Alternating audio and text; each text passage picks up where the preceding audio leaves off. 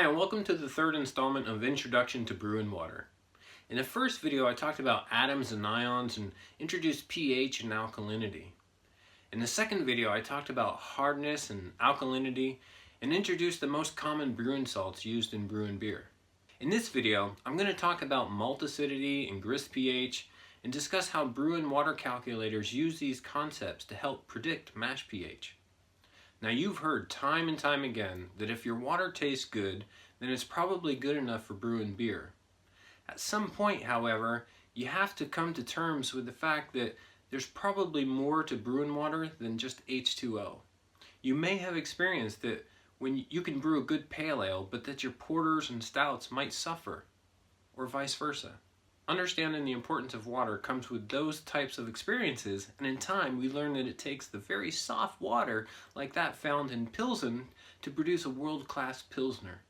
It takes a water source high in sulfates like that found around Burton-on-Trent to produce a vigorous IPA. And finally, it's the water around Dublin with high levels of bicarbonate that lend a hand in producing the world-famous stout. When water and grains are combined, there are reactions that occur, and the mash pH settles into a state which ultimately defines that beer's character. The mash pH affects so many different things, such as hop extraction, protein precipitation, yeast performance, beer clarity, and ultimately the beer's flavor. There are several water spreadsheets available that can, based on water and grain bill, help us estimate what that mash pH will be. With a predicted mash pH value, we can know ahead of time what sort of changes we're going to need to make to the water in order to arrive at a mash pH that best suits the style of the beer that we're brewing. Let's take a look at how these calculators do what they do. A calculator's first step looks at the grain bill and calculates what the pH would be if that grain bill was mashed with distilled water. Then it compares the difference between distilled water and the actual strike water that you're using. Based on the concentration of ions in the strike water, it calculates what the pH difference would be between distilled water and your strike water. It's the results of these two steps that water calculators primarily use to predict the mash pH. Nearly every water calculator available has based their predictions on experimental work done by Kaiser. So let's go ahead and take a few minutes to discuss what those experiments were. Now, Kai performed a series of experiments where he mashed a single grain type with distilled water and then recorded the mash pH. The resultant mash pH is referred to as the grist pH. Light-colored base malts like Pilsner and two-row have the highest resultant grist pH, between 5.7 to 5.8 pH. Darker-colored base malts like Vienna and Munich have slightly lower pH values, from 5.3 to 5.6 pH. 100% crystal malt mashes showed grist pH results between 5.4 all the way down to 4.4. With the crystal malts, the results showed that grist pH strongly correlates to malt color. The lighter the color of the malt, the higher the pH, and the darker the color of the malt, the lower the pH. Dark roasted malts have a grist pH between 4.6 to 4.8, independent of the malt color. With knowing how different malts affect the grist pH, it's then possible to define a malt's acidity. Now, a malt's acidity value is derived by how much sodium hydroxide is needed to raise the mash pH from whatever it is to 5.7. Now, while it may be obvious that base malts are the least acidic, it was surprising to learn that dark crystal malts are even much more acidic than roasted malts. Coming back to how water calculators work, now you should have a better understanding how they, using malt acidity values, are able to predict the mash pH for a particular grain bill. As you've probably noticed throughout this whole presentation, malts are generally organized into three different categories: base malts, crystal malts, and roasted malts. Based on the formulas presented in a paper called A Homebrewing Perspective on Mash pH, version 1, the grain bill, DM Riff noted how water calculators use these categories to build models that determine the grist pH. What's interesting though is that each implementation uses a slightly different approach in building their models, which determine the malt pH for base, crystal, and roasted malts. This is the key to understanding why each calculator shows a slightly different predicted pH result for the exact same grain bill. DM Riff conducted an experiment where he entered each of the recipes from the book Brewing Classic Styles into the different water calculators and compared the results. Note that he used distilled water without any salt additions as the source water profile. Also note that the Kaiser predictions are somewhat off because of a zero beer color pH value of 5.6 in the Kaiser water model.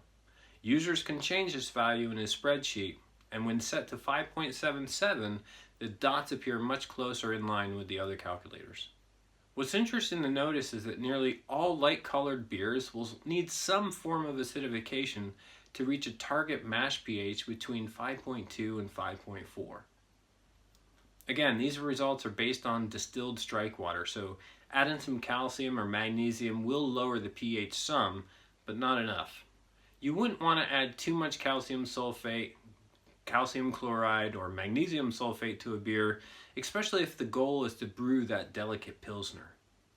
In most cases, the best way to reduce the pH is with acid. Whether that's lactic acid, phosphoric acid, or acid malt, it's totally up to you. A great feature that many of the calculators have is that they will tell you how much acid or acid malt to add to your mash to reach your target pH. As for the recipes with roasted malts, nearly all have enough acidity to lower the pH in the desirable range. But again, these results are based on distilled water. So for everyone not using distilled water, we'll need to add some alkalinity to the strike water to make sure that the pH remains in an optimal range between 5.2 and 5.6 pH. The best way to increase alkalinity is by using sodium bicarbonate or baking soda. If you have higher levels of sodium in your water and are worried about having too much sodium, you can always use calcium hydroxide as well. It's known as pickling lime. Unless you have the ability to pre-dissolve calcium carbonate or chalk in a CO2 pressurized container, don't waste your money or efforts. Under normal circumstances, chalk is only going to dissolve in water when the water is higher than 8 pH. Now let's take a look at some of the various water calculators and see what they predict for a mash pH for one of my favorite recipes. I have very soft water with low amounts of sodium, sulfate, and chloride. In each calculator, I will define a 23-liter batch with a target water profile of 80 parts per million of calcium, 180 parts per million of sulfate, and 60 parts per million of chloride. I'm not worried about magnesium here because I know the malt's going to supply more than enough to satisfy the recommended 10 parts per million minimum for any brew. And I'm not worried about adding sodium. There's no benefit to it here.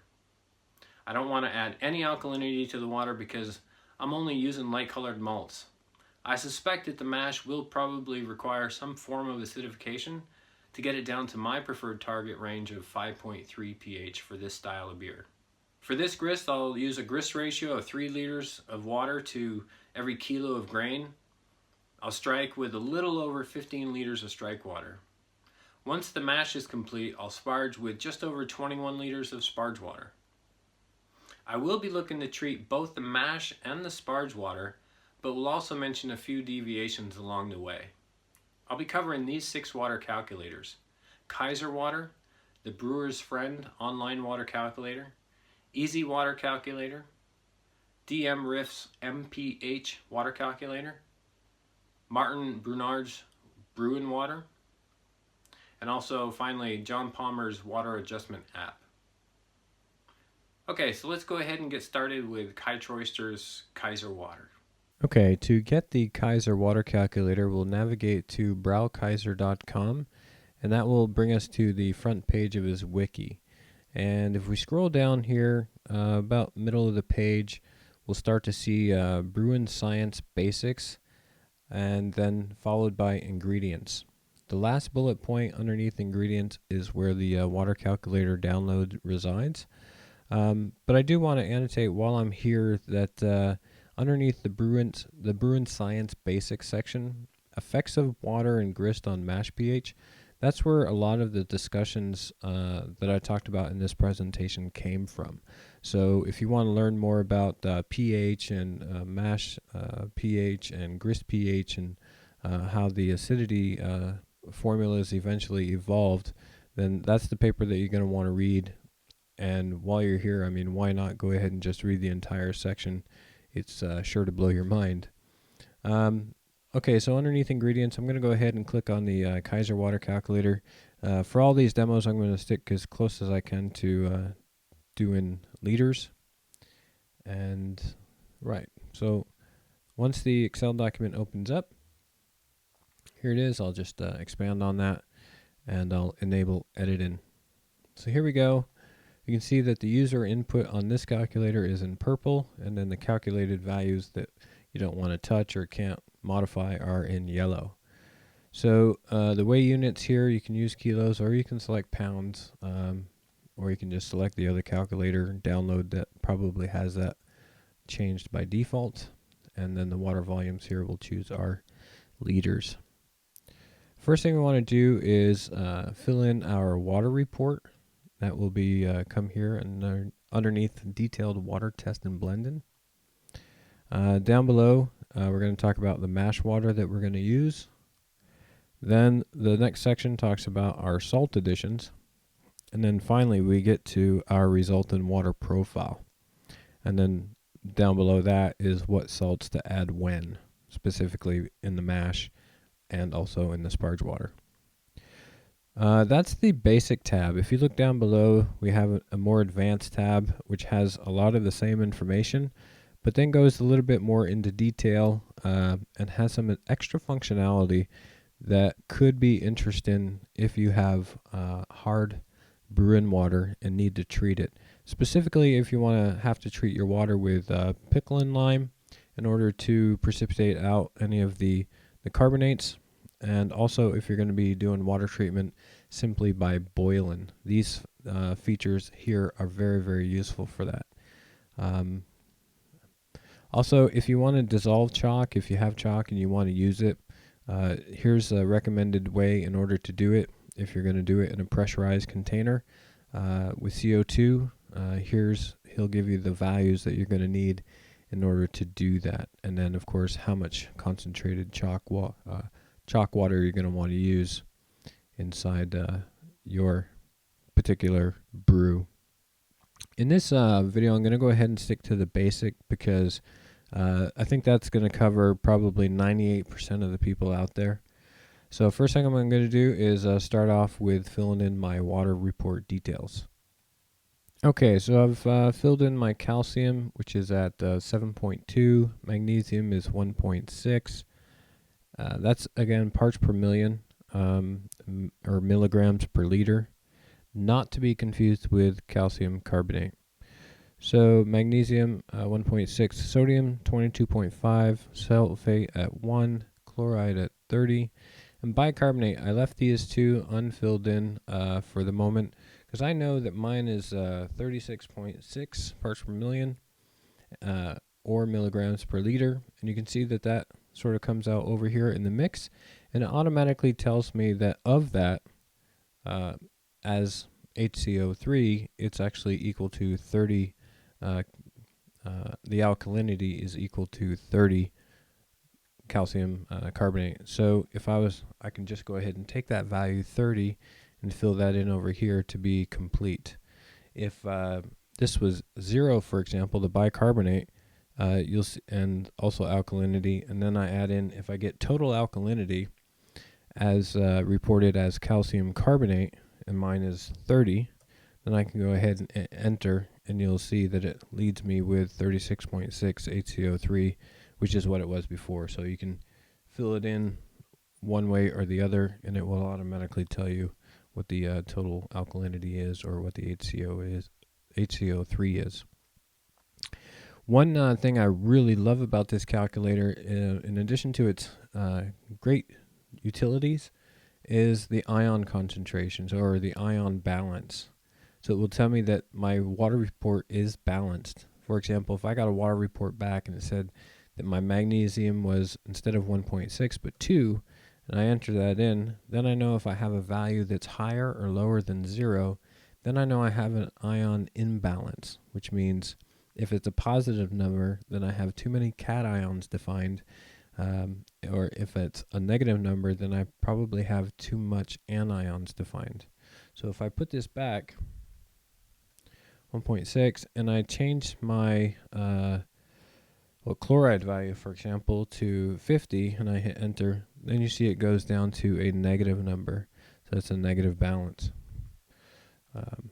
So I'll go ahead and put that back in correctly now and keep that balanced, and that's really nice. You see my residual alkalinity is 24, and that's similar to what I've done in the past and or the other water videos I've done, and showed you that my residual alkalinity comes out between 23 and 25. So that's right on the money.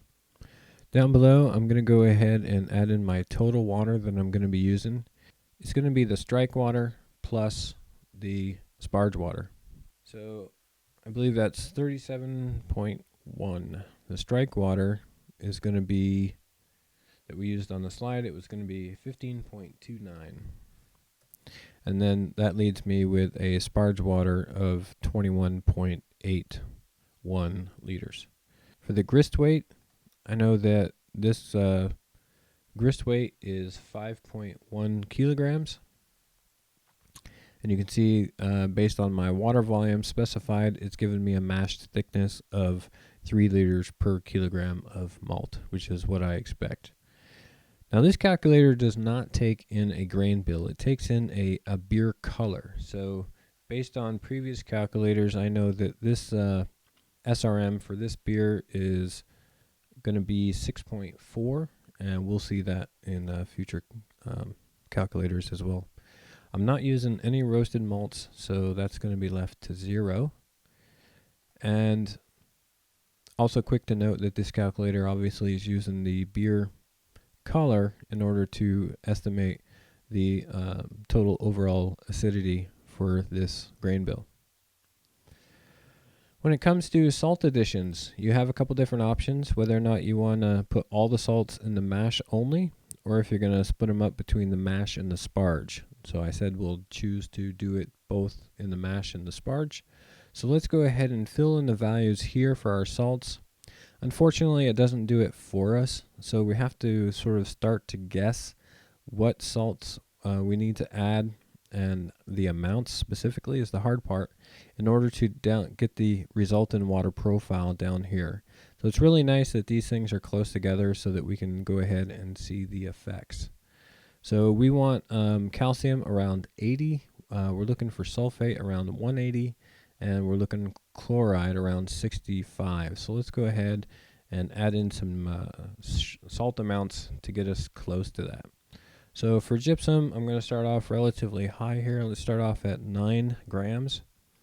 For Epsom salts, we want basically a little bit of magnesium and mostly the sulfate from this guy.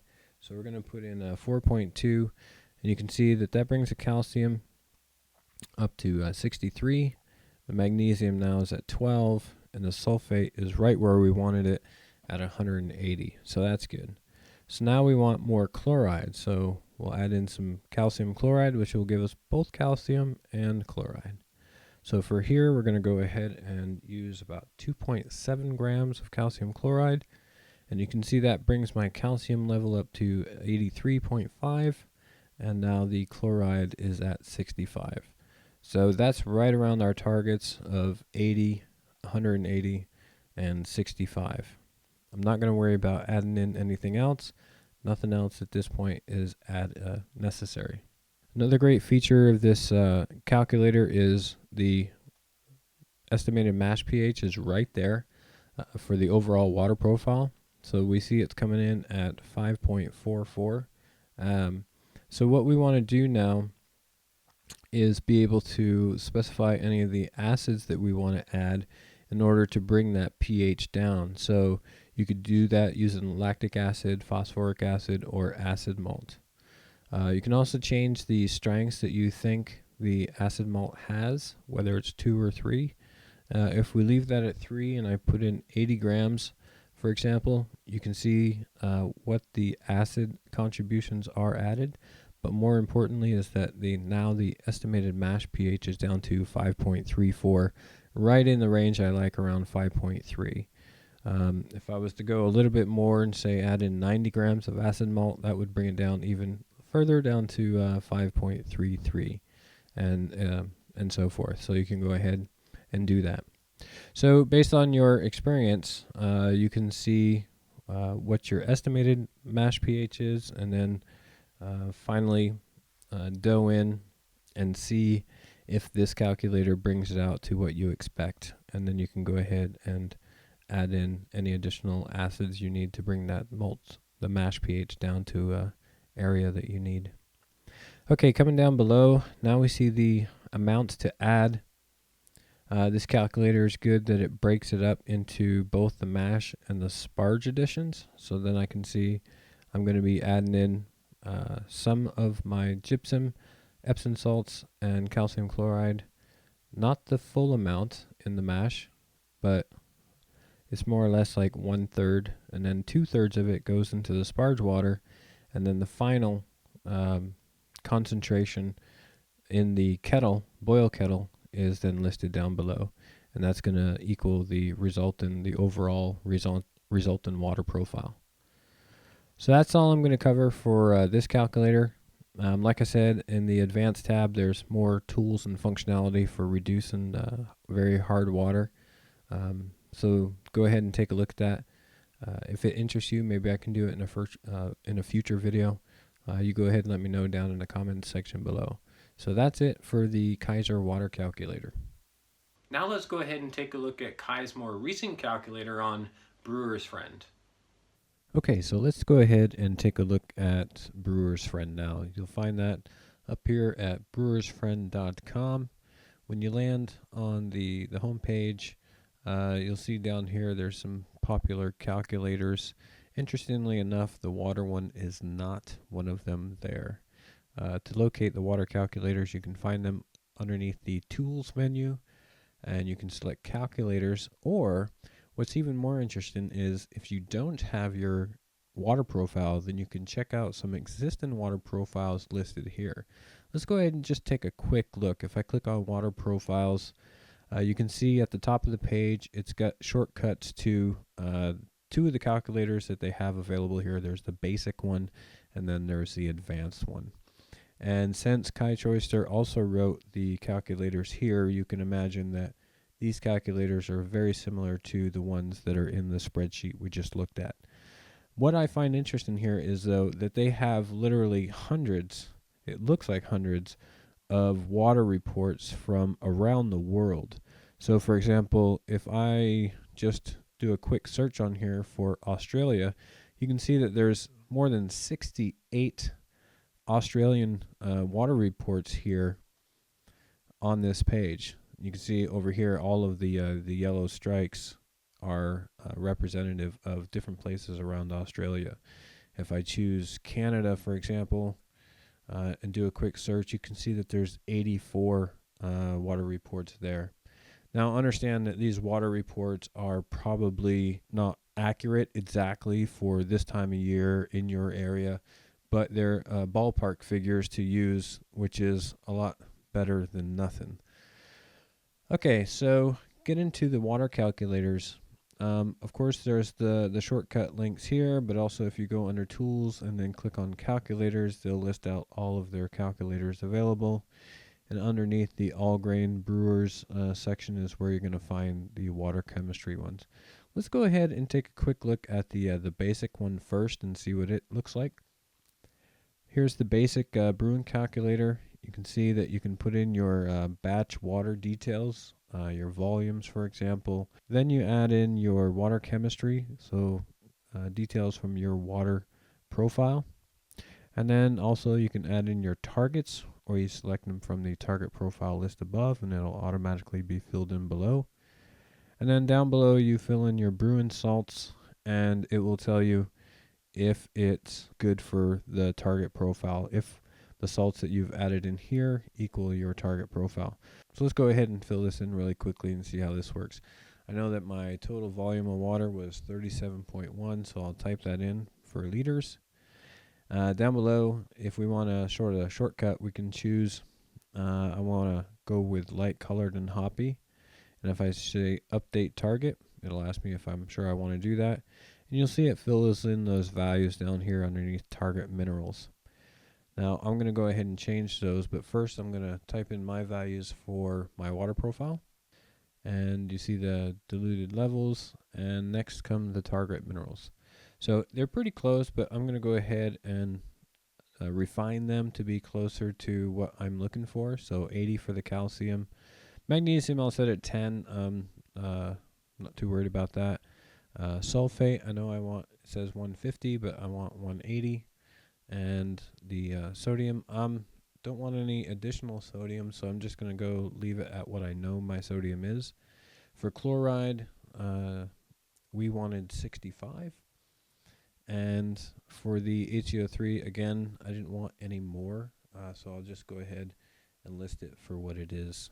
Yeah, so down below, I'll go ahead and add in the Bru'n salts that we want. You can see here that the calcium is a little bit low, and so isn't the sulfate. Magnesium looks okay, sodium looks okay, and the chloride looks relatively okay, but you can see there's quite a big difference. So let's go ahead and make these more accurate. No chalk, no baking soda. What we want is just 9 grams of gypsum. For the calcium chloride, we're going to go ahead and add in 2.7. And for the Epsom salts, we're going to go ahead and add in 4.2. So these are the exact same values that I used in the Kaiser water calculator. So now you can see dynamically these values have changed. They've now gone to green stars. I can choose update. I don't have to though, because it seems as though it's updating itself. And now the values are very, very close together. You can see my adjusted water comes out to be calcium 83, sulfates at 180, and the chlorides at 65, which is really in line with what my targets were. So interestingly, that's all it shows you on this calculator. It doesn't show you the predicted mash pH or residual alkalinity or any of those other values that we got more in depth on the other calculator. So let's go ahead and use the advanced calculator to see what type of results we get.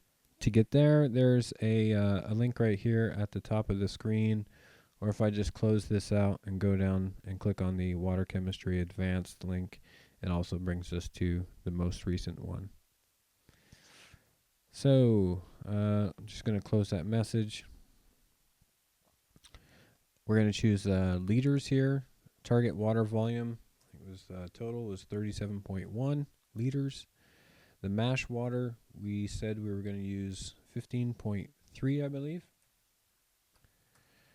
And sparge water was going to be 21.7 or thereabouts. Use different water sources for mash and sparge. I'm not going to select this one or blend waters because it's going to be the same water source using my source water profile. So here I can choose the full or the condensed version if I have just the GH or KH values for determining my water. I have the full report, so I'm going to go ahead and enter in my values now. Okay, so calcium 7.2, magnesium 1.6, sodium 22.5, chloride 30, sulfate 1, alkalinity as bicarbonate 36.6, and my pH as 6.8. Click update calculations so everything else stays up to date. Now I want to select, that's my source water. Now I want to select my target water profile. So I'll just expand that. And you can see, like before, I can choose light and colored hoppy and it fills in the values for me. Or I can go ahead and modify these as I want to. So I'll just go ahead and fill in those values similar to the previous one.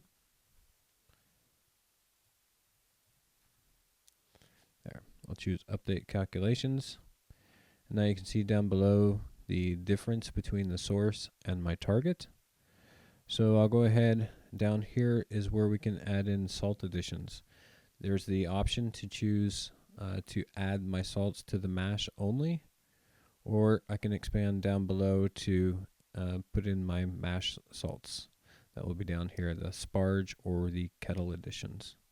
So let's go ahead and add in my salt additions for this brew sheet. Okay, so similar to before with the Kaiser calculator, I'm going to split up my salt additions to both the mash and the sparge water. So here I'm going to be adding in the same amounts that I used in the Kaiser water calculator, only 3.71 grams of gypsum, 1.73 grams of Epsom salt, and 1.1 gram of calcium chloride. If I choose update the calculations, oops, got an error here. It looks like I'm using a comma instead of a period in one of the values. So I'll just update that, update calculations. Then it tells me approximately how many teaspoons I'm going to be using for each one of those. I have a pretty good scale, so I'll use the scale for that. If I look at the mash water before dough in, this is going to be the water profile based on the salt additions that I just added to my strike water. Now I want to go ahead and add in the sparge or kettle salt additions. I'll just expand on that and fill in the rest of the values here. Okay, so for my sparge or kettle salt additions, I'm using 5.29 grams of gypsum, 2.46 grams of Epsom salts, and 1.59 grams of calcium chloride. If I choose update calculations, then I can expand the grist info. There's not much information there. I'm going to choose the beer color. If we chose in the malt bill, you can see now on this one I can actually choose the malt bill. The different types of malts I can use is base malt, crystal malt, roasted malt, acidulated malt, and then some deionized water or acidity. So I'll go ahead and stick to using beer color here. It's the simplest. If I use 5.1 kilograms for this recipe, I know that the SRM value is around 6.4 for this beer color, and I'm not using any roasted malts. So if I choose update calculations now you can see that it's given me a predicted grist pH of 5.49 if I was to use deionized water. So that tells me with my salt additions that I've added, down below here you can see a mash report. It's giving me a predicted mash pH even with my salt additions down to 5.48. And also in addition to the predicted mash pH of 5.48, I can see the mash thickness of 3 liters per kilogram of grain, the pH delta or the pH shift from the source water and then the modified water. Effects on the residual alkalinity, effective strength of the weak acids, and a little bit of extra info. Down here below you can see my final water report in the kettle. Would look like 83 parts per million of calcium, 12 for the magnesium, same as my source for the sodium. My chloride now at 65, the sulfate right on 180, and alkalinity at 32. For the residual alkalinity now at minus 34, which is just outside the range of John Palmer's recommended between minus 30 and plus 30, but that's okay. So close, it's totally fine. Then down here you can see the sulfate to chloride ratio is like 2.8. It's a more bitter type of beer. And so that's about using the advanced calculator in a nutshell. For the advanced calculator here, they also have some useful tools that are built in along the way. So just like the Kaiser calculator that was on the advanced tab, you have the boiling and lime softening. Also the ability to add in acid additions. I can do it to the mash only or also to the mash and the sparge to be able to bring those values down. So if I want to add acid malt to the mash only, I'll choose phosphoric acid, 75%. Acid amount, let's say just 1 milliliter. If I want to add in any acidulated malt, I could type that in. If I choose update calculations, if I look down below, you can see now that my mash is down to 5.42. If I choose to add in more than that, for example, if I go to 2 milliliters, choose update calculations, scroll down, now I see I'm closer to my target of 5.35, or my target of 5.3. So not bad. It's a lot of scrolling on this calculator. Nowhere near as condensed as the Kaiser water calculator, but still very, very useful and handy. And again, you can collapse these things, so you're only looking at the minimum things that you need to be looking at any one given time. So it's a very nice calculator and shows you everything that you need to know. There's one other capability here. See, for the source water, if I show the report, if I expand on that, and here's that useful information for the ion balance. So that's also included here, and you can see that the values equal out 0, so I know that my source water report is accurate. So it has everything that you could possibly want here. That definitely is worth looking into and learning more about and using it. So there you go. That's Brewer's Friend, both basic and advanced water calculator. Now let's go ahead and take a look at Martin Brungard's Brewing Water. Okay, so the next water calculator we'll look at is Brewing Water. We can find that here on sites.google.com/site/BrewingWater.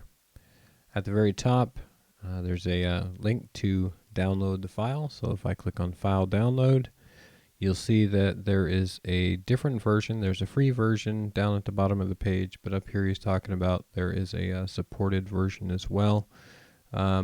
I do have the supported version. I do recommend it, but as you'll see, his features are pretty much in line with what we find in the Kaiser calculator as well as Brewer's Friend. If we go down at the bottom of the page, there's the red click here to download the free version. With a little bit of warning below that, don't download the file that's at the bottom of the page. Actually click on the red link, and that will download the file. So there we go. I'll go ahead and open it up. Opens on the other screen. Okay, here it is. I'll double click to expand it, and I'll choose Enable Editing.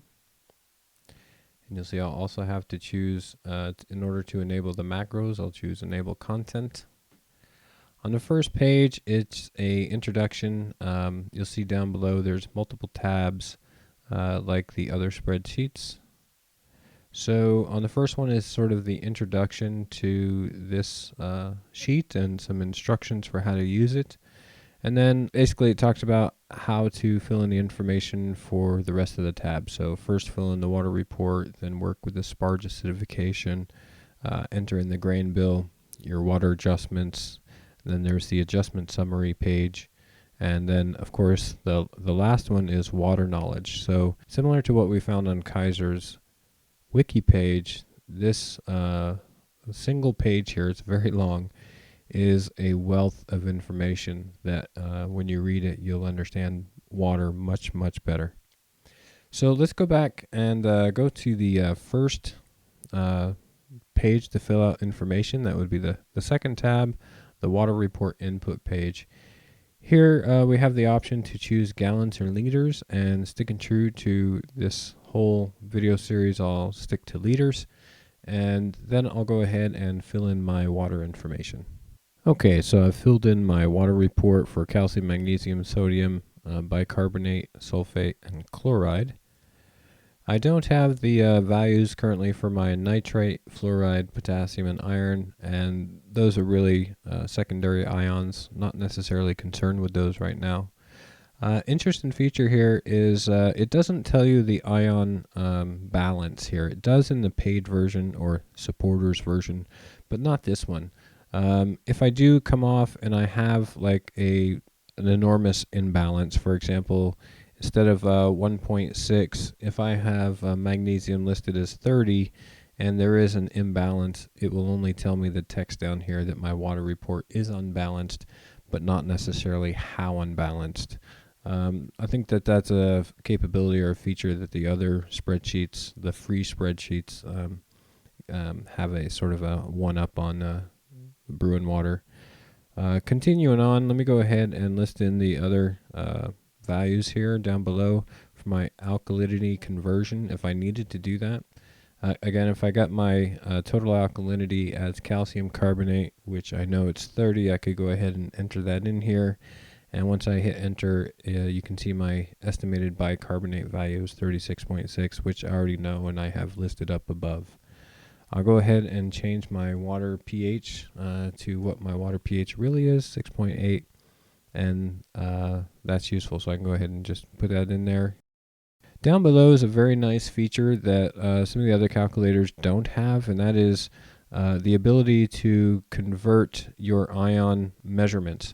So if you get a report for your calcium, for example, as calcium carbonate, and you need to be able to convert that to milligrams per liter or parts per million, then sometimes you'll get that as parts per million as calcium carbonate. So let's go ahead and say if I had a report of 30, let's say 34 parts per million as calcium carbonate, I hit enter, then you can see that the value is actually 13.6 milligrams per liter. So then I can take that 13.6 and add that up here because it's expecting milligrams per liter, not calcium carbonate. It's a very nice ion concentration conversion calculator down here. Just a quick note that the values that are in light blue, that's where we enter in the data on this one. Yellow cells display the calculated results, and the pink cells have the selection drop-down menus. So let's go ahead onto the sparge acidification page. And you can see that we can go ahead and change our starting pH to enter in for our water. And this is for the sparge, so it kind of gives me some automatic values here. If my water pH is 6.8, my target sparge water pH is 5.5, then I can specify how much or what type of acid I want to use in order to acidify that sparge water down. So if I want to use lactic acid, for example, it's 88%.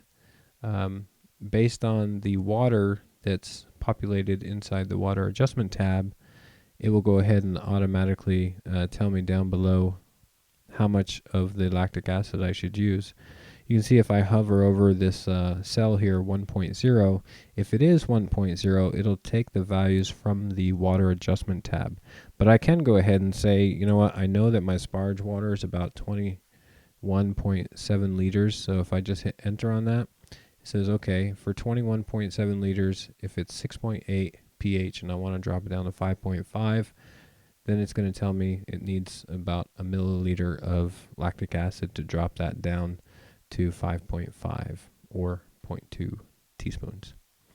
So I want to go ahead and use this, but I want it to depend on the water adjustment tab. So I'll go ahead and leave that back to 1. Next is to populate the grain bill. So you can see by default it comes with probably one of Martin's favorite recipes, but I'm going to go ahead and change this over to one of mine. That, of course, is the Monterey Street Pale Ale, so let's go ahead and change these values now. Okay, so now I've filled in the grain bill. I've got my amounts totaled in here, and I can see that the total grist weight is 5.1 kilos as expected. What's not expected is the estimated beer color or the estimated predicted mash pH. And the reason is because of the water volume specified on the water adjustment tab. If I come over here really quickly, scroll up, you'll see that the amounts here specified is for 4 liters of mash water and 4 liters of sparge water with a total batch size of 6 liters. Now we know that that's not true, so let's go ahead and change these values to what they really should be so that we get accurate results on the grain bill page. Okay, so I've changed that. Now I know that my total batch volume for what's going to be finished after post boil is 23 liters. For the mashed in water, I'm going to be using about 15.3 liters of water. In the sparge, I'm going to be using about 22 liters of water, 21.9. And then you can see over here on the left hand side, my estimated mash pH looks a little bit more accurate. So let's go back to the grain bill page and explore this a little bit more. Now you can see my all the percentages for my grains coming up here in that column, and the estimated beer color is 6.4 SRM as expected. Interestingly to note, it comes out to be EBC 12.7, and that's kind of built in. What if, however, I wanted to look at or enter in my colors here in this color column as EBC instead of Lovibond? You can do that by down here changing the malt color setting. If I choose EBC instead, you'll see that it changes it up here on the title. It doesn't automatically convert the values from what they were to what they will be, but instead you can go ahead and change those manually. But now you can see that the EBC color is changed, and so is the SRM. Let's go ahead and change that back to Lovibond. The water used for the mash, we can also choose if we want to use adjusted water or choose to use our existing water, and we'll leave it to adjusted water because we're going to want to use our adjusted water for the mash.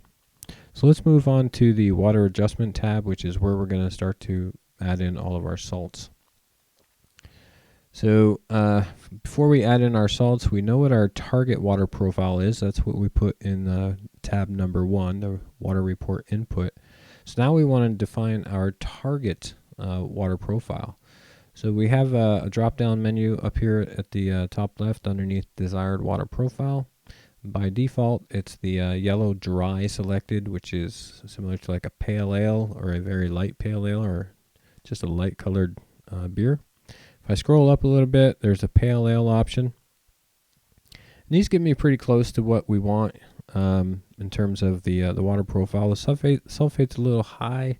It's not necessarily, I don't want to go that high, so you'll see down below the yellow full, yellow balanced, yellow dry. These are similar water reports taken from John Palmer's water book, and he's had them in here. You can see that there's also a user custom one, so we can go ahead and modify that. All of the user profiles are derived from definitions here down at the bottom of the page. And we can go ahead and hijack any one of these and change the values that are in blue for our own purposes. But it's kind of convenient if we want to be able to use one of those later. And then I'll just go ahead and hijack this one for user custom. So let's go ahead and modify the values here, and then we'll go back up. Okay, so I've filled in the values for user custom. We can also change that name as well. Let's say if we say Monterey Street Pale Ale. There we go. So Monterey Street. Calcium 80, magnesium 10, sodium 22.5, sulfate at 180, chloride at 65, and bicarbonate at 36.6. Next to that, though, you can see that the balance of that water is off. So it has less cations than it does anions. So you see the other profiles here listed are fairly well balanced. So the way to balance this out is to either lower the bicarbonate, i.e. lower in the anions, or increase the cations. So let's go ahead and up the calcium to 85, for example, and let's bump up the magnesium to 12. And then you can see that now we have more of a balanced water report here, or a balanced water concentration for the Monterey Street option. So if I scroll back up to the top, you can see user custom is still there selected. If I just choose something else, now if I scroll down to the bottom, I should be able to see Monterey Street there, and my values appear. Here I see my existing water profile, any dilution water profile. I don't have that here. I'm not going to be using any dilution at all. And then I see these last three lines are interesting and somewhat confusing, because when I start to change the salt additions, you're going to see the mash water profile line change. But if you read the text when you hover over the cell, it says that this is the water profile that results from the mineral additions to the existing or diluted water profiles for mash and water. this water profile in the mash, and it will not reflect the final concentrations in the kettle. Upgrade to the supporters version to show concentrations in the kettle. Well, I'll come back to that, but I'm going to disagree with this. If you look at the line just above it, actual finished water adjustments, here it says this is adjust mineral additions until actual finished water adjustments are near the target finished water adjustment values. The cell color will change green when the actual target values are within 5 parts per million to provide the brewer with a quick visual indicator. That doesn't necessarily seem to be true here in the free version. So let's go ahead and update our mineral contents so that we can go ahead and get our source water more in line with our target water profile. So let's go ahead and do that now. For the gypsum, I'm going to go ahead and add in 0.23 grams per liter. And you'll see on the right hand side that comes out to be about 3.5 grams for the mash. And then I'm going to want to add in about 5 more grams to the sparge water. For the calcium chloride, I'm going to put that in at 0.055 grams per liter. And that comes out to be 0.8 grams for the mash and 1.2 grams for the sparge water. For the Epsom salts, I'm going to go ahead and add in 0.13 grams per liter, and that will give me 2 grams to go into the mash water and 2.8 grams to go into the sparge water. You can see that now gives me an estimated pH of 5.47, and that's interesting to know. That's really what we're trying to do here, is to predict our mash pH. But I also want to look up here at our mash and water profile. You see that it comes very close to the previous calculators where it says in the end our kettle concentration will be 80 parts per million of calcium, 180 for the sulfate, and 65 for the chloride. And here it says the mash and water profile is possibly going to change from what you see in the boil kettle. Right. I disagree with that, and actually so doesn't the real version here. If I look at here's the supporter version, you can see that there are a lot more options over here on the right hand side for using the putting all the additions inside just the mash tun and seeing what that would result in, and other options. But here we see the overall finished water profile on 15, and you can see it's identical to the mash and water profile up above. So I disagree with what it says here in the pop-up. So yeah, so the free version does show what the mineral concentrations will be in the boil kettle. Okay, so interestingly, that specifies that our predicted mash pH is 5.47.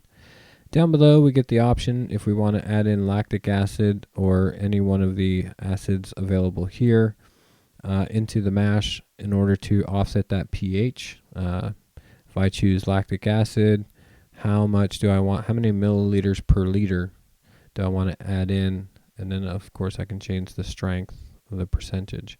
So if I say like 0.1, for example, that comes out to be a 1.5 milliliter addition, and that brings the pH down to 5.2.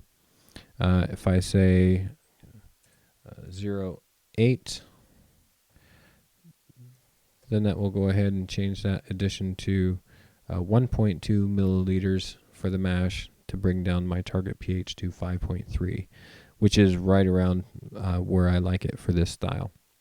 And one thing before we go, we see down at the bottom when we're talking about acids and we make those adjustments to the mash to bring the pH in there, you can see down below whatever acid we chose to add on the sparge acidification page also appears down here. And if we come back to the sparge page, if I choose lactic acid, for example, now it's going to go ahead and show that to me on the water adjustment page. So now it tells me if I'm going to bring my pH down from my source pH to 5.5 for the sparge water for that volume for 21.9 liters, then I'm going to want to add in 1 milliliter of lactic acid to bring that down to 5.5 pH. So that's how that works. So very, very handy. Coming over to the adjustment tab, this is the page that I like to print out on brew day, so it reminds me what I need to add for the mash additions and also for the sparge additions. Nothing else much to say here. The paid version does give you the ion concentration on the first page. It gives you some added capabilities here on the water adjustment page. For example, to add all of the salts into the mash instead of splitting them up between the sparge. Yeah, that is Brewing Water. Now let's go ahead and take a look at MpH Water Calculator. Okay, now let's go ahead and take a look at the MpH Water Calculator by DM Riff. You'll locate it up on the website homebrewingphysics.blogspot.com. His last post was March 29th of 2016, where he gave the last update, version 3, for this water calculator. Very nice calculator, so let's go ahead, click to download it, and get started. You'll notice it goes and navigates to a Dropbox web page. So in Dropbox, I'll click the download link and select direct download. And here it comes. So I'll go ahead and open it, drag it over into this window so you see what's going on. And like all the other calculators, I'll have to enable editing. On the first page, just introduction and then also instructions. And you'll see down below there are several tabs in this water calculator as well. The first one is where we're going to enter in our malts. What's interesting about this calculator is it also adds a option for wheat malt instead of just categorizing that underneath a base malt. Then we'll go ahead and adapt our water. Then we'll talk about our mash pH, or our mash-in water, and then our sparge water, and then we'll take a look at the final water profile. So let's go back to malts. I'll change this to add in the Monterey Street Pale Ale recipe. So there we go, I've filled in the recipe. One thing to note for this calculator, it does not accept liters or kilos. It expects pounds and gallons, which is okay. So I went ahead and just converted them. And now you can see what the calculations are for the grists, the acidities, and the final values. Now the predicted mash pH, if I was to use distilled water for that grain bill, is 5.68. So let's go ahead and define my water profile for the one that we'll actually use. So pH is going to be 6.8. I'm not going to make any changes to the electrical conductivity, but let me go ahead and just change these values real quick. Okay, so I have modified the sodium to be 22.5, calcium 7.2, magnesium, even though I entered it in as 1.6, it appears as 2, which gives me a total hardness of 25. I've zeroed out the nitrate because I don't have that, and here's the sulfate at 1, the chloride at 30, total alkalinity as calcium carbonate is 30, then you can see it appear here automatically as 36.6. So you enter values into these yellow-orange squares, and then the calculated values appear in the purple squares. For the cations and the anions, you can see the summaries down here, and then you can see that my ion balance is 0. And ideally, like it says here in the note, this value should be less than 0.1 or 0.1.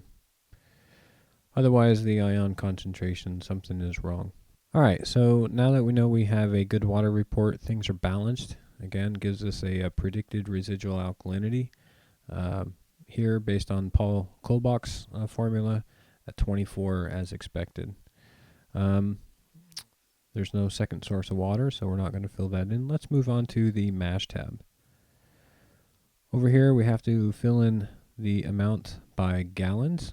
So I'll go ahead and type in 4.04 gallons, which will give me the 15.3 liters for the strike water. This is going to be 100% of the source water. Then down below you'll see the cations and anion summary continues over from the first page. And then here are the salt additions that we can make in order to add minerals to the strike water. So here, let me go ahead and change these to the correct values. Okay, one thing to note about this calculator is that the minerals are not in the same order as most of the calculators available. So here the first value comes in as calcium chloride, then you get the calcium sulfate, i.e. gypsum, and then you get magnesium chloride, which I don't really see that often, and then here's the magnesium sulfate, the Epsom salts.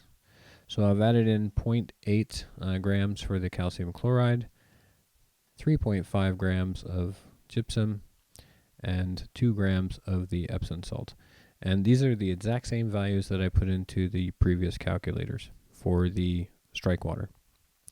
Down below you can see the concentrations as the resultant water ions. And interestingly, over on the right hand side is where we get more of the predicted pH values. So if I was to use distilled water for that grain bill, again, it's carried over from the previous page for 5.68.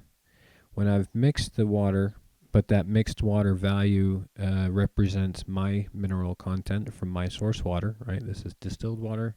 This is my source water.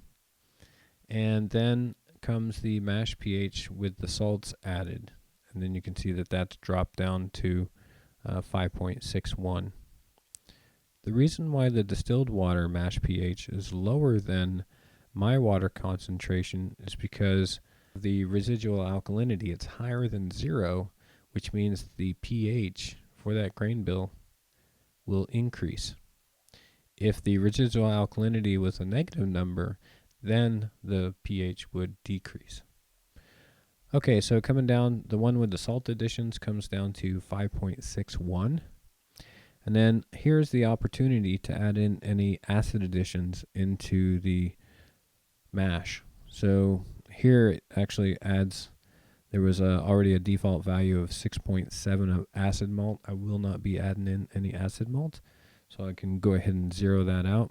And you can see that now the mash with the salts and then no acid additions is the same. So if I come back and I say, okay, well, I do want to add in some. I could use phosphoric acid or lactic acid. So this is expecting it by the liquid amount of milliliters. So if we say like 3 milliliters, then that drops it down to 5.4. If we say 4 milliliters, down to 5.3. And if we say 4.5, get us right in the pocket around 5.34. So very nice ability to just dial in the acid measurements here in order to be able to know how much you're going to want to add to the mash to hit your target mash pH. Moving on, going to the sparge water. Now we want to go ahead and add in our additions for the sparge water. For the sparge water, I'm going to add in 5.79 gallons, which will then give me the 21.9 liters that we've been using on the previous calculators. I will be using 100% of that for my source water. Again, the summary is displayed there.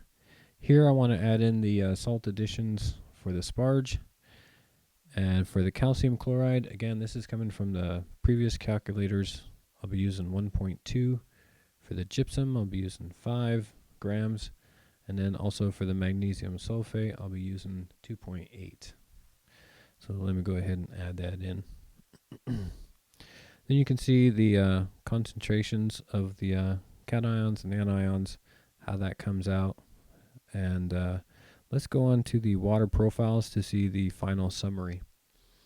So looking at the overall output, we can see the strike water concentrations, the sparge water concentrations, and ultimately the overall water concentrations. Okay, so for the overall concentration, we can see the final result here. They are slightly different than the other calculators. For example, instead of the 80 parts per million of calcium, here we're only seeing 75. For magnesium is 14. For sodium is 23, and that's good. But the chloride is down to 56 for some reason. But the sulfate is right up there at 181, very close to the other calculators. But what I like about this sheet here is that it has what the recommended values are from how to brew, for example, for normal bitter beers or very bitter beers. Has all of the water entries. These are the recommended values, and all of these come directly out of the water book, and that's quite nice. There's a few more down here from EZWater series, and also some recommended values by Kaiser. Coming over to the sparge acid page, this is quite nice. So if you have a sparge water, I know that my sparge water, my tap water is at 6.8, and if I dial in my target sparge water pH 5.5, then it tells me if I'm using lactic acid 88%, that I'll want to use about 0.93 milliliters to bring that pH from 6.8 down to 5.5. And this all depends on the volume that I have in my sparge water sheet. For phosphoric acid, I have 75%. So if I had changed that to 75%, then I see here it's recommended I use 0.91 milliliters or 0.92 milliliters to drop that pH down. So that's very useful. Coming over to the last couple of sheets, it has the BJCP guides or parameters for the different beers from the BJCP 2008 as well as the 2015. And the last tab shows the file versions. Okay, so that's the MpH Water Calculator. And again, what's really great about this is that it gives me all of the pH values back here on the mash for the predicted for the distilled water, the mixed with my water, and then the predicted values after it has added salts. And then obviously what's great here is by being able to specify values for phosphoric, lactic, or acid malt. So that's really nice. Yep, I enjoy this calculator. Now let's go ahead and take a look at EZWater Calculator. Okay, so let's go ahead and take a look at the EZWater Calculator. You can find that at the www.EZWaterCalculator.com. You'll see a screenshot of the spreadsheet, and down below there's 4 different versions of it. One for Imperial Excel, Metric Excel, and then 2 Imperial and Metric versions for OpenOffice. So I'll go ahead and download the Metric one for Excel. I'll go ahead and open it. Get a message that says that the format and extension don't match. Could be corrupt or unsafe unless I trust the source. I do trust the source, so I'll go ahead and open it anyway. Here we go. Just like all the others, I have to enable editing. So I'll go ahead and do that. I'll maximize the screen. Alright, first thing notice is it's just a couple different tabs on this one. There's only 3 tabs. The main application is on the first tab, some raw text form on the second tab, and some version information on the last tab.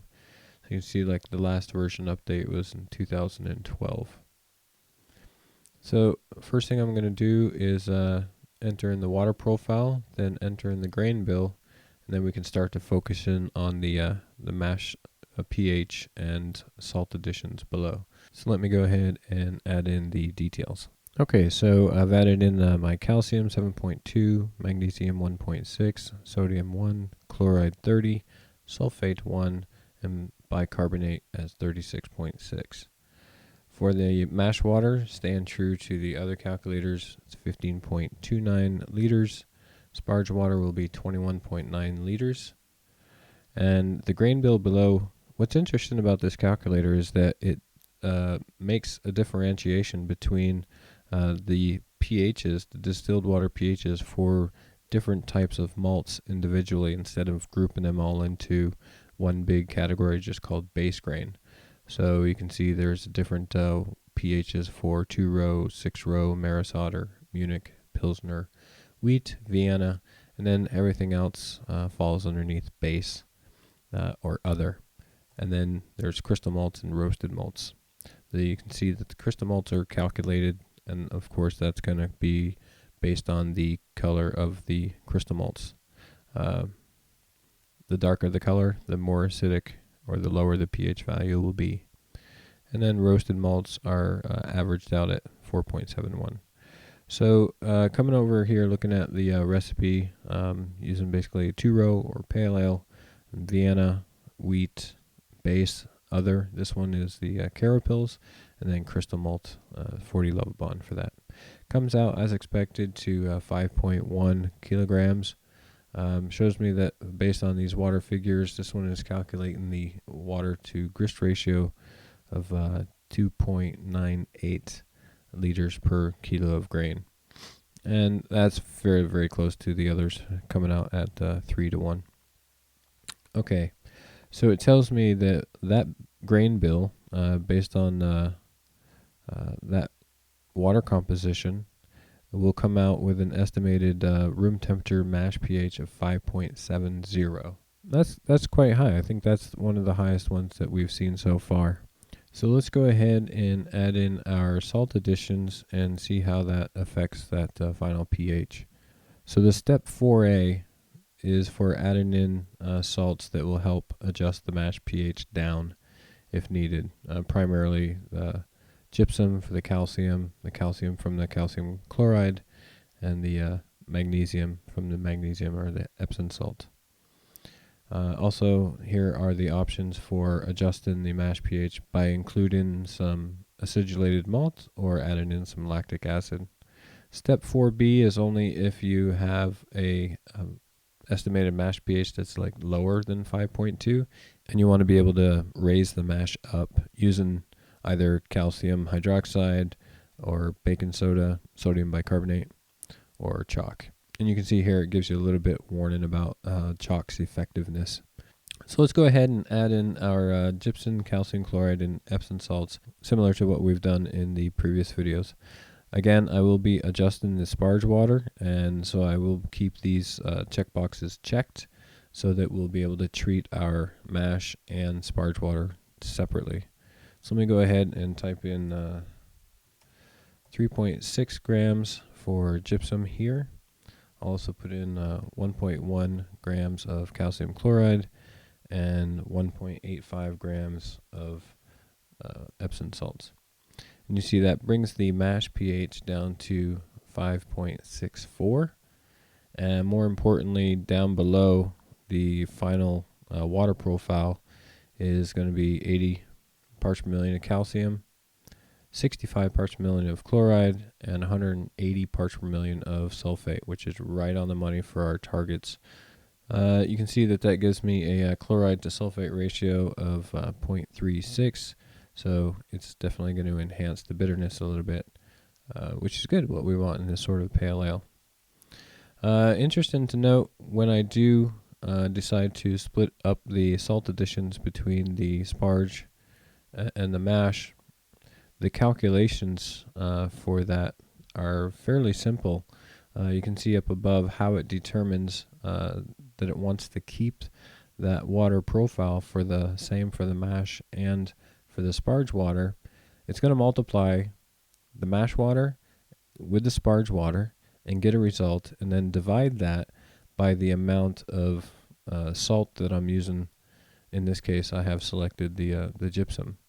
So you can see up above here in the formula bar for Excel, it's going to multiply the mash water and the sparge water, and then divide that by D37, which is the gypsum actual amount.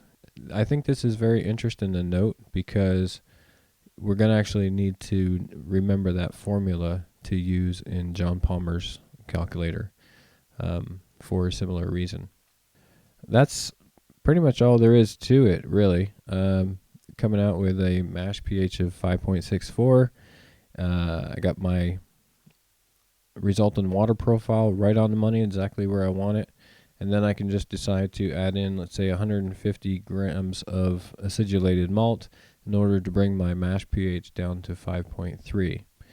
You can see that here it's using 2% for the acidulated malt, but I believe I can go ahead and just change that, and the results will automatically be displayed. So you can change whether or not this is 2 or 3% based on what your acidulated malt, what you have observed your acidulated malt is, whether it's 2 or 3%. So that's adjustable there as well. I believe you can go ahead and adjust the percentage of your acid content. So if I zero this out, even though this is grayed out, if I choose to add in, let's say, 3 milliliters of lactic acid, if I select that and choose that my lactic acid is actually only 10%, that does change the values here in my estimated mash pH. So you can go ahead and change the percentage here inside this cell to be your strength of acid. Unfortunately, this one doesn't have the ability to use a different acid. It's only lactic acid and not phosphoric acid, for example. But it's very straightforward, very easy to use. There's only a few different steps, right? The water profile, enter your grain information, see your mash pH, and then start adding in your salts and get your water profile. Another thing this water calculator is missing is the ion balance. So it doesn't tell me if my water composition here is balanced or not. But again, you can use any one of the calculators that I've reviewed so far in order to figure that out. So that's EZWater Calculator. Now let's go ahead and take a look at John Palmer's water adjustment app. And the final water calculator that we're going to be reviewing here in this video is How to Brew. Simply go to howtobrew.com and you'll see John Palmer's website here that is really great resource for more than just this water calculator, but obviously homebrewing in general. To find a calculator, go down to the all grain section on the left hand side, Bru'n all grain beer. I accidentally clicked on it, but it opens up section 3 of the book. But I'm going to click on this little triangle on the left hand side and go down to the understand and mash pH section, and I'll click on the little triangle again, and then down to the residual alkalinity and mash pH chapter. I'll click on there, wait for the page to appear, and if we scroll down here, you're going to see images of his nomograph that you use to determine residual alkalinity. I've talked about this in the previous videos. And right down here at the bottom, you can see that he's updated his water calculators back in November of 2015. That was just after the book was released. And there's 2 versions here, one for gallons and one for liters. So let me go ahead and click on the liters one to download it, and I'll go ahead and open it. Same for the other calculators, have to enable editing. I'll go ahead and select that, and now we can go ahead and begin working with this. For this calculator, all of the user input fields are yellow, all the menu options for drop downs are green, and the calculated output is in blue. So we just want to edit the ones that are yellow and green. What's really great about this calculator is that he's mapped together all of the BJCP styles and organized them in order in this drop-down menu. And when you select one of them, for example, let's go ahead and choose American Pale Ale, so that's the recipe we're building. The mineral ranges for these styles are directly out of his book, so he's already pre-populated these with his recommended values out of the book. So with American Pale Ale, here's the recommended mineral ranges.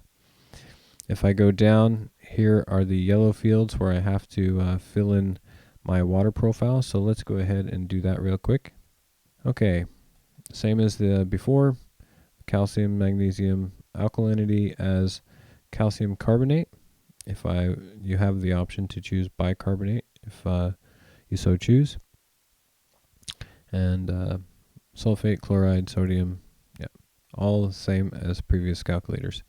What I really like about this is that it gives me a clear indication right here of my ion balance, and we can see that the cations and the anions are match, and also gives me some additional information such as residual alkalinity, sulfate to chloride ratio, and then some recommended beer colors in terms of EBC for my water profile. So what we want to go down here is look at what is our target residual alkalinity. What's different about this calculator is that there are no mash pH predictions at all. A lot of it is revolving around residual alkalinity. For this beer, for a pale ale, the recommended alkalinity ranges, as seen in his book and also up here at the top of the screen, is anywhere from -30 to +30. So I'll go ahead and I'll leave that target residual alkalinity right in the middle at 0. So our mash water volume we'll be using is 15.3 liters. Go ahead. The alkalinity to be reduced is 24 parts per million. There's no additional alkalinity needed. This is going to be a light style beer, and we want to get it so our target residual alkalinity is good for a beer that's between 7 EBC and 16 EBC. Below here we're going to see the diluted water source capability. We're not going to be diluting our source water. We're going to be using it for what it is. Next comes step 5. This is where we add in our salt additions, and we will see the effects of our additions into the water. And then we can see how the residual alkalinity values are adjusted, as well as the sulfate to chloride ratio. And then down below, option number 6 is for adding any acid to the Bru'n water to adjust the residual alkalinity for our target value. And finally, down below is where we're going to see our final adjusted water. Below that, for step 8, this is optionally for the sparge water and pH adjustments for the sparge water. So this makes it very easy for us to specify our target sparge water pH 5.5, and then what's our sparge water volume going to be. In this case, that's similar to the previous ones. That's 21.9 liters.